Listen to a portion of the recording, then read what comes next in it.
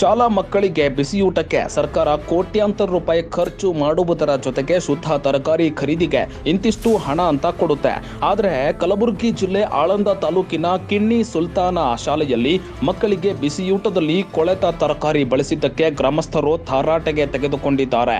ಕಲಬುರಗಿ ಜಿಲ್ಲೆ ಆಳಂದ ತಾಲೂಕಿನ ಕಿಣ್ಣಿ ಸುಲ್ತಾನ ಶಾಲೆಯಲ್ಲಿ ಮಕ್ಕಳಿಗೆ ಬಿಸಿಯೂಟಕ್ಕೆ ಕೊಳೆತ ತರಕಾರಿ ಬೇಯಿಸಿ ಬಡಿಸಿದ್ದಾರೆ. ಇದು ಗ್ರಾಮಸ್ಥರ ಆಕ್ರೋಶಕ್ಕೆ ಕಾರಣವಾಗಿದೆ.